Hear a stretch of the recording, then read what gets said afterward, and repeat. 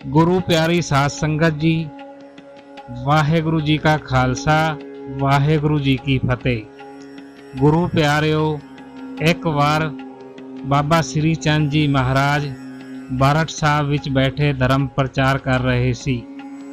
बाबा जी ने दस्या कि जीव आत्मा का संबंध इस तरह है जिवें एक पक्षी ते उहदे आलणे का संबंध होया करता है।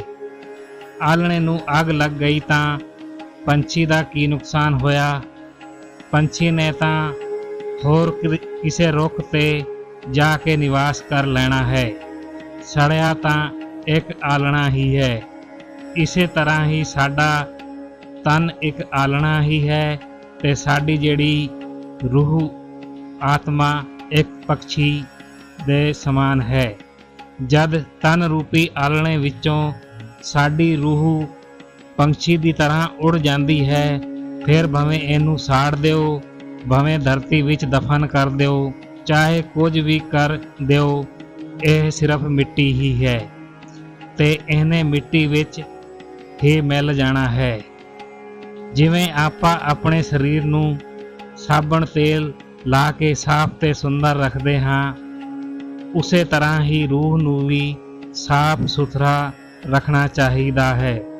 इस वास्ते तुसीं सत्संग विच ज्ञान दियां गल्लां सुनिया करो, साधुआं अते संन्यासियां तो ज्ञान लिया करो, जिस नाल तुहाडी रूह भी साफ सुथरी हो जाएगी।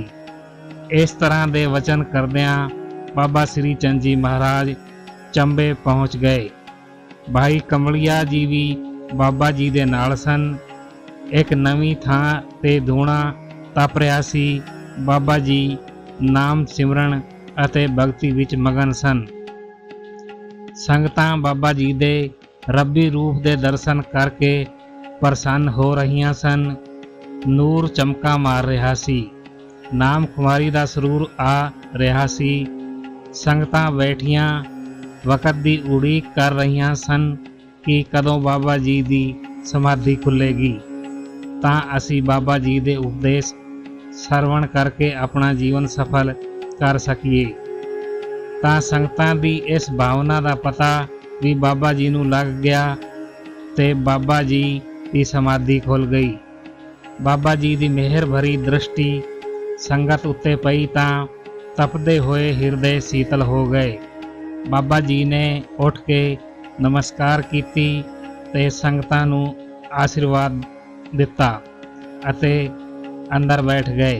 बाबा जी ने संगतां वल वेख के उपदेश किया कि इंसान दियां पुत्र स्त्री अते परिवार वास्ते फेरा फेरी ते धोखा फरेब करके धन दौलत लिया के परिवार नूं देंदा है ते खवाउंदा है, पर यह नहीं समझदा कि यह लेखा सब मेरे सिर ते आ रहा है, जिसका फल मैनू ही भोगना पवेगा। इन्हां परिवार वालियां नूं किसे नहीं पुछना।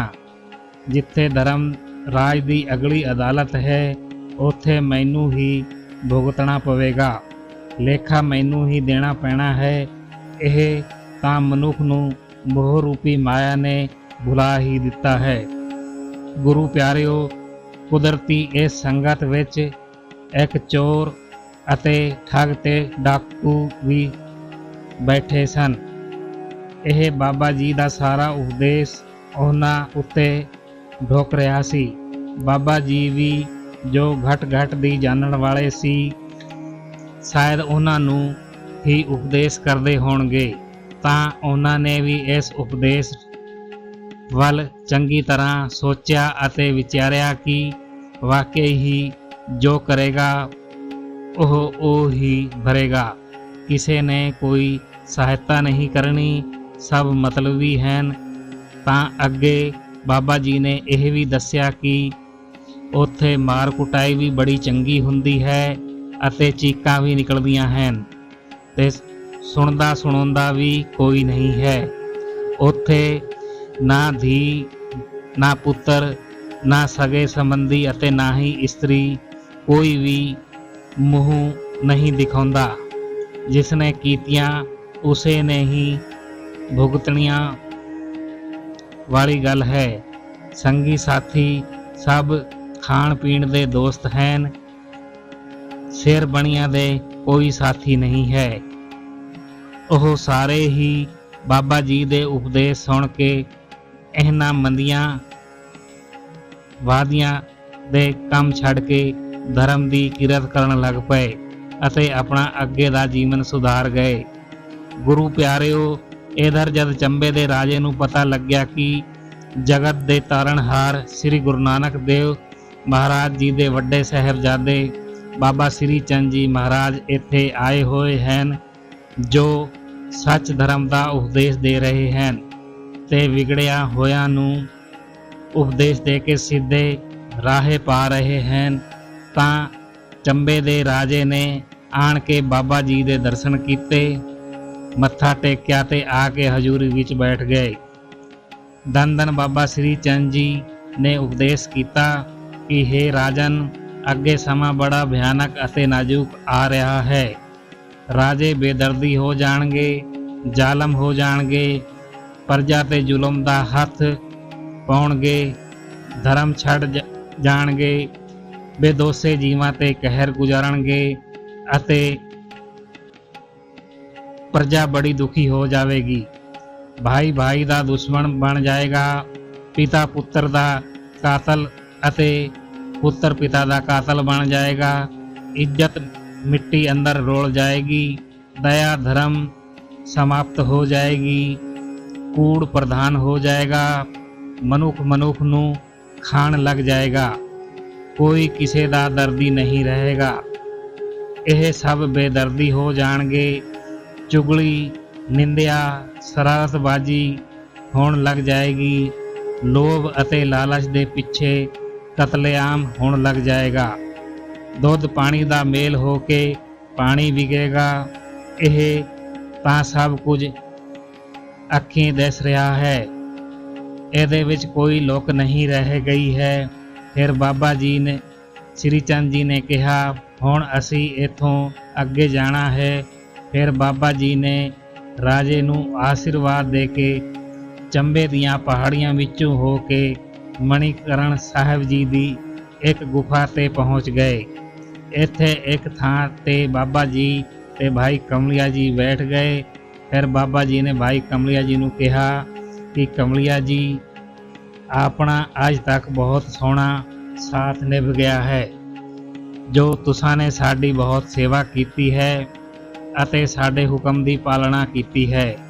आप जी की कीती सेवा प्रवान हुई है, पर इत्थों तक ही अपना साथ सी, जो वड्डा सोहना निभया है।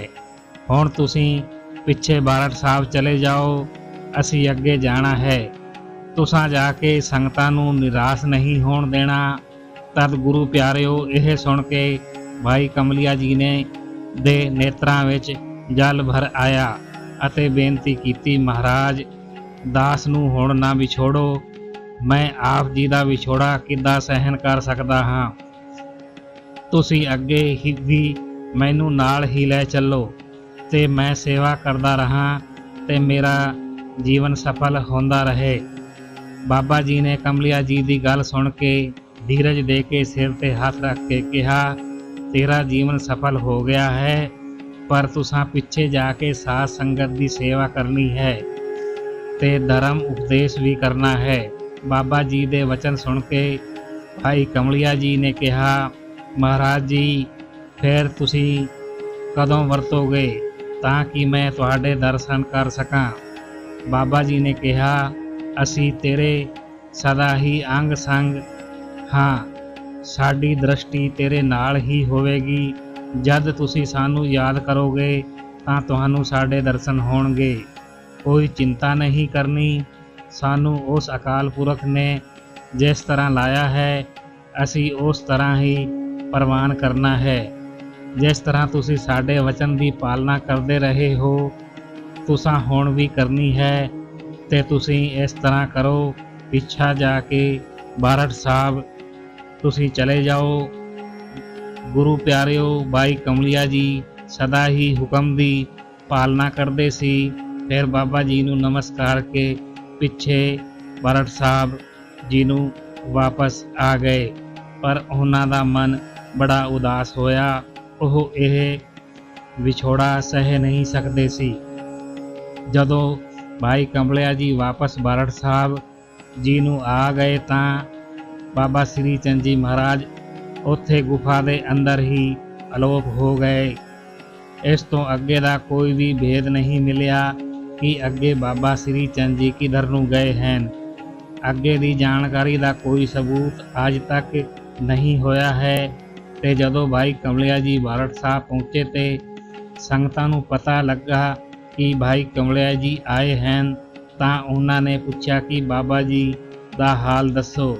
ਤਦ ਭਾਈ ਕਮਲਿਆ ਜੀ ਨੇ ਸਾਰੀ ਵਾਰਤਾ ਦੱਸ ਦਿੱਤੀ, ਜਿਸ ਨੂੰ ਸੁਣ ਕੇ ਸਾਰੇ ਉਦਾਸ ਹੋ ਗਏ ਤੇ ਕਹਿਣ ਲੱਗੇ, ਪਤਾ ਨਹੀਂ ਬਾਬਾ ਜੀ ਕਿਧਰ ਨੂੰ ਗਏ ਹੋਣਗੇ ਜੋ ਦੱਸ ਕੇ ਨਹੀਂ ਗਏ ਹਨ। ਸੰਗਤਾਂ ਹਰ ਵਕਤ ਪ੍ਰਭੂ ਦਾ ਨਾਮ ਜਪਦੀਆਂ ਸਨ ਤੇ ਆਪਣਾ ਜੀਵਨ ਸਫਲ ਕਰ ਰਹੀਆਂ ਸਨ। ਜਿੱਥੇ ਬਾਬਾ ਜੀ ਅਲੋਪ ਹੋਏ ਹਨ ਉਹ ਬਹੁਤ ਹੀ ਸੁੰਦਰ ਸਥਾਨ ਹੈ। ਉਸ ਵਕਤ ਬਾਬਾ ਜੀ ਦੀ ਅਵਸਥਾ ਤਕਰੀਬਨ 150 ਸਾਲ ਦੀ ਦੱਸੀ ਜਾਂਦੀ ਹੈ। ਇਤਿਹਾਸ ਵਿੱਚ ਆਉਂਦਾ ਹੈ ਕਿ ਚੰਬੇ ਵਿੱਚ ਜਿੱਥੇ ਬਾਬਾ ਜੀ ਨੇ ਧੂਣਾ ਲਾਇਆ ਹੋਇਆ ਸੀ ਉਹ ਥਾਂ ਇੱਕ ਬ੍ਰਾਹਮਣ ਦੇ ਘਰ ਵਿੱਚ ਸੀ। ਇੱਥੋਂ ਭਾਈ ਕਮਲਿਆ ਜੀ ਨੂੰ ਬਾਬਾ ਜੀ ਨੇ ਵਾਪਸ ਕੀਤਾ ਸੀ। ਪਿੱਛੇ 5 ਦਿਨ ਬਾਬਾ ਜੀ ਹੋਰ ਵੀ ਇੱਥੇ ਹੀ ਰਹੇ ਸਨ ਤੇ ਸੰਗਤਾਂ ਦੇ ਇਕੱਠ ਕਾਰਨ ਉਪਦੇਸ਼ ਹੀ ਚੱਲਦਾ ਰਿਹਾ। ਸੰਗਤਾਂ ਨੂੰ ਉਪਦੇਸ਼ ਦੇ ਕੇ ਧੰਨ ਕਰਦੇ ਰਹੇ। ਫਿਰ 6ਵੇਂ ਦਿਨ ਸੰਗਤਾਂ ਨੂੰ ਕਿਹਾ ਕਿ ਅਸੀਂ ਹੁਣ ਅੱਗੇ ਨੂੰ ਜਾ ਰਹੇ ਹਾਂ। ਰਸਤੇ ਵਿੱਚ ਸੰਗਤਾਂ ਨੇ ਪਿੱਛਾ ਕੀਤਾ ਤਾਂ ਬਾਬਾ ਜੀ ਨੇ ਵੇਖਿਆ ਕਿ ਸੰਗਤਾਂ ਪਿੱਛਾ ਕਰ ਰਹੀਆਂ ਹਨ ਤਾਂ ਬਾਬਾ ਜੀ ਅਲੋਪ ਹੋ ਗਏ, ਨਜ਼ਰ ਨਹੀਂ ਆਉਂਦੇ ਸਨ। ਜਾਂਦੇ ਜਾਂਦੇ ਕਹਿ ਗਏ ਸੀ, ਹੁਣ ਨਦੀ ਨਾਮ ਸੰਜੋਗੀ ਮੇਲਾ। ਅੱਗੇ ਜਾ ਕੇ ਬਾਬਾ ਜੀ ਸਦਾ ਲਈ ਇੱਕ ਗੁਫਾ ਵਿੱਚ ਅਲੋਪ ਹੋ ਗਏ। ਗੁਰੂ ਪਿਆਰਿਓ, ਬਾਬਾ ਸ੍ਰੀ ਚੰਦ ਜੀ ਨੇ ਆਪਣੇ ਰਹਿਣ ਲਈ ਜੀਵਨ ਵਿੱਚ ਕੋਈ ਕੁਟੀਆ ਨਹੀਂ ਬਣਾਈ ਤੇ ਸੰਸਾਰ ਨੂੰ ਅਮਲੀ ਤੌਰ ਤੇ ਦੱਸ ਦਿੱਤਾ ਕਿ ਤਿਆਗ ਇਸ ਦਾ ਨਾਮ ਹੈ। ਸ਼ੁਰੂ ਤੋਂ ਹੀ ਬਾਬਾ ਜੀ ਬਾਲ ਬ੍ਰਹਮਚਾਰੀ ਰਹੇ। ਦੁਨੀਆ ਵਿੱਚ ਕਿਤੇ ਵੀ ਬਾਲ ਬ੍ਰਹਮਚਾਰੀ ਦੀ ਮਿਸਾਲ ਨਹੀਂ ਮਿਲਦੀ। ਬਾਬਾ ਜੀ ਆਪਣੀ ਮਿਸਾਲ ਆਪ ਹੀ ਸਨ। ਹੋਈਆਂ ਭੁੱਲਾਂ ਚੁੱਕਾਂ ਦੀ क्षमा ਬਖਸ਼ਣੀ। ਵੀਡੀਓ ਨੂੰ ਲਾਈਕ ਕਰਨਾ ਅਤੇ ਕਮੈਂਟ ਵਿੱਚ ਵਾਹਿਗੁਰੂ ਜੀ ਲਿਖਣਾ। ਚੈਨਲ ਤੇ ਨਵੇਂ ਹੋ ਤਾਂ ਚੈਨਲ ਨੂੰ ਸਬਸਕ੍ਰਾਈਬ ਜ਼ਰੂਰ ਕਰ ਲੈਣਾ ਜੀ। ਵਾਹਿਗੁਰੂ ਜੀ ਕਾ ਖਾਲਸਾ, ਵਾਹਿਗੁਰੂ ਜੀ ਕੀ ਫਤਿਹ।